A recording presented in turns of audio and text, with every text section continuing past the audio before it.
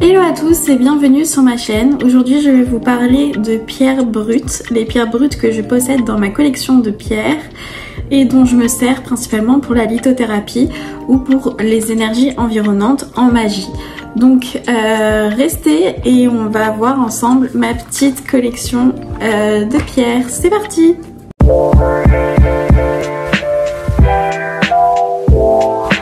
Tout d'abord nous avons cette sublime améthyste. Donc c'est une druse d'améthyste comme ceci. Donc elle a légèrement blanchi, mais comme vous pouvez le voir, il reste quand même du violet. Donc l'améthyste, c'est une pierre d'élévation spirituelle. C'est une pierre qui va vous servir pour le chakra coronal principalement et qui va vous permettre une connexion avec le divin. Sur le physique, ça agit au niveau principalement des migraines, donc de la tête. Mais j'ai une fiche sur l'améthyste, si ça vous intéresse, sur mon drive. Donc voilà, regardez-moi cette beauté. Voilà l'améthyste que je possède. On passe ensuite à l'améthyste rose. Donc elle a les mêmes propriétés que l'améthyste classique, sauf qu'elle va avoir plus l'accent sur le chakra du cœur, plus l'accent sur la spiritualité amoureuse, donc le développement de la spiritualité en lien avec l'amour, l'amour de soi, l'amour des autres. Donc voilà, vraiment le chakra du cœur et le chakra coronal en corrélation. Donc voilà, comme vous pouvez le voir, c'est une belle petite druse, petit morceau de géode là. Voilà. Encore une pierre pour le chakra du cœur. Donc nous avons du rubis sur fuchsite. Donc on peut voir là le rubis et le reste c'est du fuchsite. Cette pierre agit principalement sur la vitalité, sur la force physique, sur la force mentale également, mais vraiment sur la vitalité en général. Donc c'est une pierre très intéressante pour ça. Et pour tout ce qui est peine de cœur, etc., elle va agir également. Mais c'est principalement la vitalité qui l'emporte, la force physique et du coup mentale, comme je l'ai dit. Donc voilà. On l'admire juste quelques instants. Donc la pierre en soi est très douce. C'est assez étrange. Donc voilà. Nous avons ensuite une malachite brute, voilà, donc elle brille comme vous pouvez le voir, elle est magnifique, vraiment. Donc c'est une pierre qui apporte principalement l'abondance en magie, la richesse également, mais en lithothérapie ça va être une pierre qui va agir sur tout ce qui va être stress, comme elle est reliée au chakra du cœur vu qu'elle est verte. Elle va agir sur le stress, principalement c'est une pierre anti-stress, une pierre stimulante également, donc c'est intéressant. Et elle fonctionne sur les douleurs menstruelles également, sur le physique et sur tout ce qui va être problème de circulation sanguine, tout ce qui est lié avec le sang et également les articulations. Donc on l'admire parce qu'elle est vraiment magnifique. Regardez-moi ça, elle est magnifique. Donc voilà pour la malachite. On passe à une autre pierre brute du coup qui est l'aragonite, qui est une pierre principalement d'ancrage et de guérison. Donc elle va nous permettre de nous connecter à la terre afin de relier, de lui rendre en fait toutes nos énergies négatives, toutes nos souffrances, etc. à la terre-mère. Donc c'est vraiment une pierre très intéressante qui apaise le moral également, qui apaise les idées noires, qui apaise les pensées tout court. Donc voilà, si vous voulez connaître les propriétés physiques de cette pierre, je vous invite à aller voir la fiche associée sur mon drive.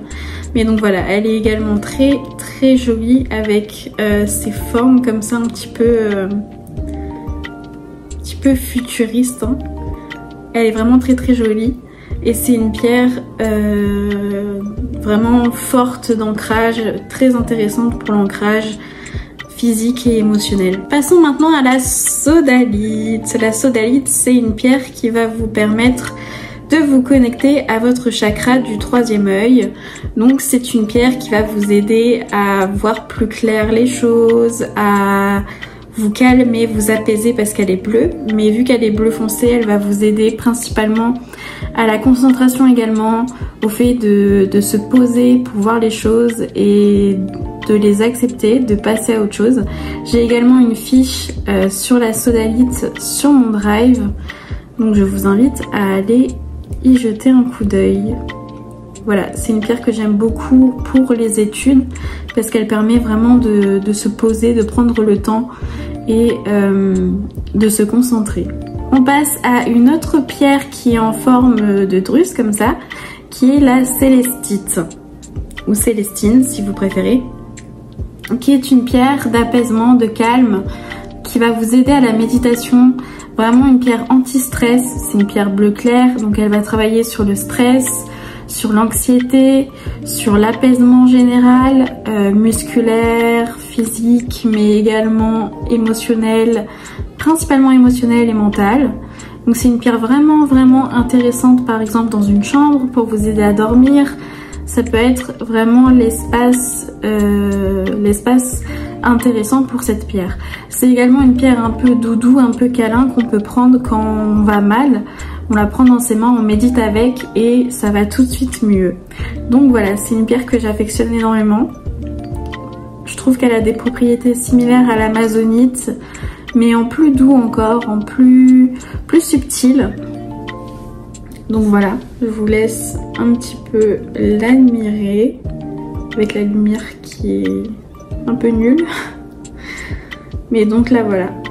Nous passons à une pierre qui a des propriétés très similaires à la célestite, qui est la calcite bleue. Donc j'ai pas grand chose à dire sur cette pierre parce que pour moi vraiment niveau ressenti c'est la même chose que la célestite. Et la calcite bleue a des propriétés très similaires à la célestite selon moi, selon mes ressentis. Mais peut-être que vous allez sentir une différence. Mais c'est vrai qu'avec les pierres très légères comme les pierres bleu clair, j'ai du mal à ressentir les énergies différemment. Pour moi elles sont vraiment très similaires. Donc voilà, c'est vraiment une pierre pour le calme, le stress, l'angoisse. Pour aider à dormir, aider à se calmer, à méditer, à s'élever, etc. Nous avons une pierre qui est magnifique, comme vous pouvez le voir avec ses reflets, c'est une chalcopyrite.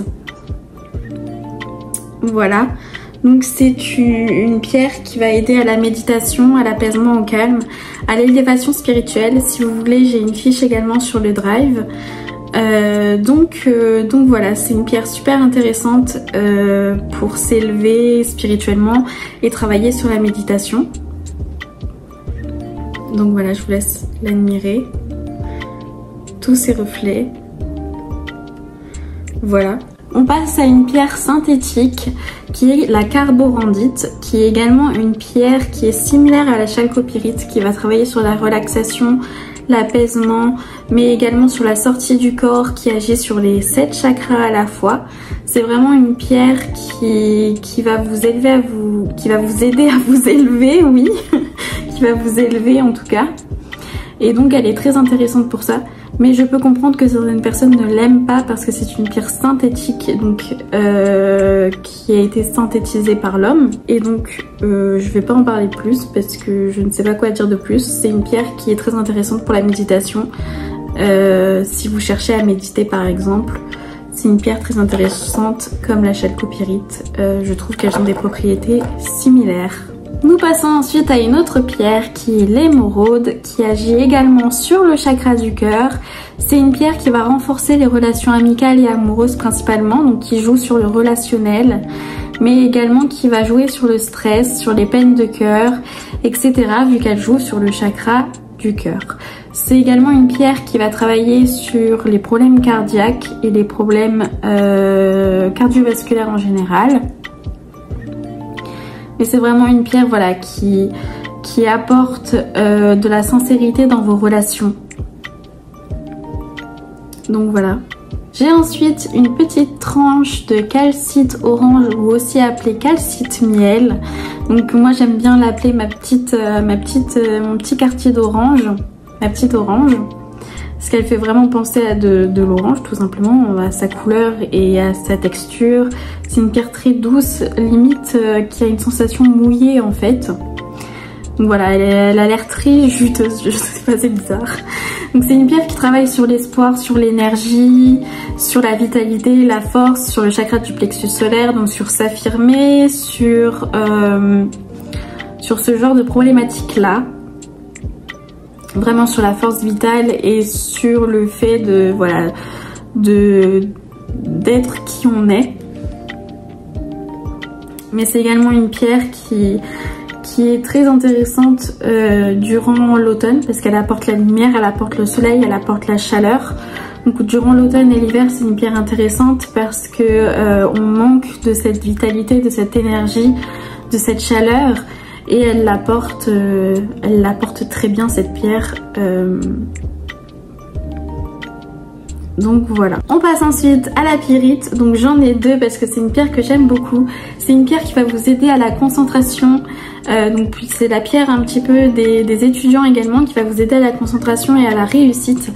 Mais également la réussite financière. Donc c'est une pierre qui va travailler sur l'aspect financier et sur l'aspect intellectuel. Donc c'est super intéressant. En plus d'être super jolie, elle est super intéressante parce qu'elle a deux facettes. En fait, elle a un peu la facette de la prospérité matérielle et de la prospérité intellectuelle. La réussite dans les projets professionnels, etc. Donc voilà, je la trouve très intéressante. Il y a une fiche sur le drive. Ouh. Donc voilà. C'est une pierre que je trouve déjà très intéressante. Vous voyez, il y a quelques variations de couleurs. Et donc voilà, je vous invite vraiment à lire la fiche sur le drive. Vous aurez beaucoup plus d'informations que là maintenant je vous en donne, parce que j'ai pas énormément de temps. Mais c'est une pierre super intéressante que j'aime énormément.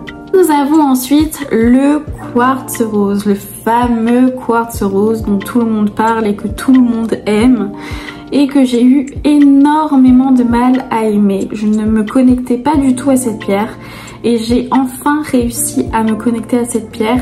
Et depuis, c'est une pierre que j'apprécie. C'est pas ma préférée comme pierre rose, on va dire.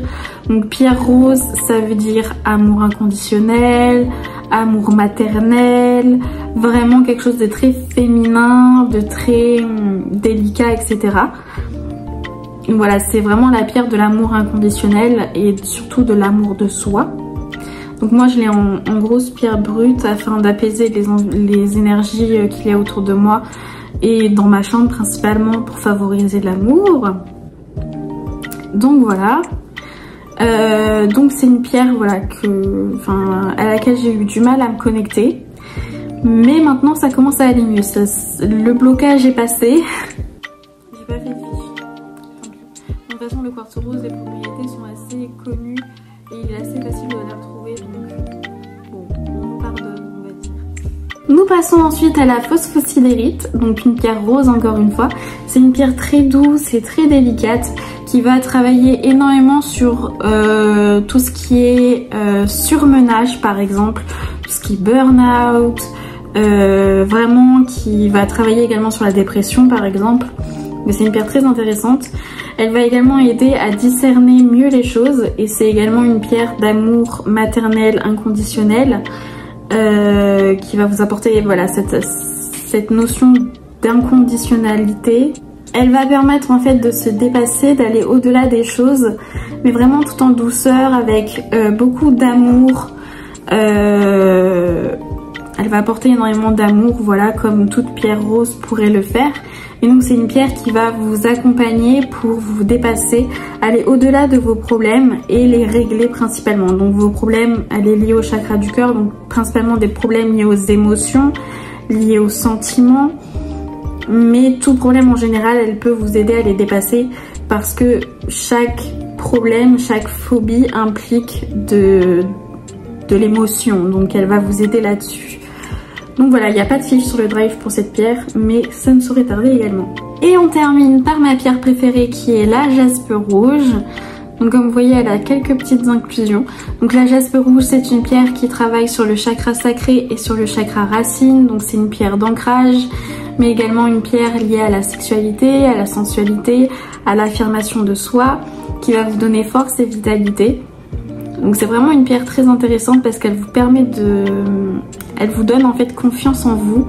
C'est une pierre qui vous aide à vous affirmer et à affirmer la part de sexualité que vous avez en vous en fait, tout simplement. Donc si vous avez vécu des traumatismes, ça peut être intéressant. Donc voilà, on dirait une petite brique comme ça. Mais c'est une de mes pierres préférées que je porte quasiment quotidiennement. Donc voilà.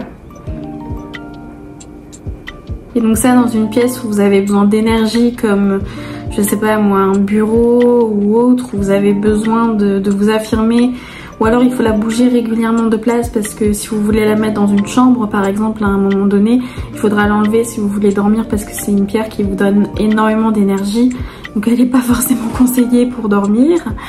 Donc voilà pour la jaspe rouge. Donc j'espère que ce petit tour dans ma collection de pierres vous aura plu.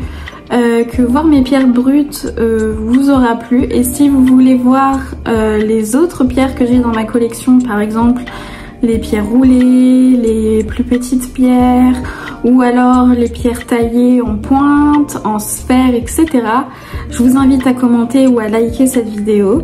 Et si vous voulez voir plus de contenu ésotérique ou concernant le trouble dissociatif de l'identité, je vous invite à vous abonner et peut-être à activer la cloche pour avoir la notification quand je publie une vidéo. Et sur ce, je vous remercie d'avoir regardé cette vidéo et peut-être à bientôt. Bisous!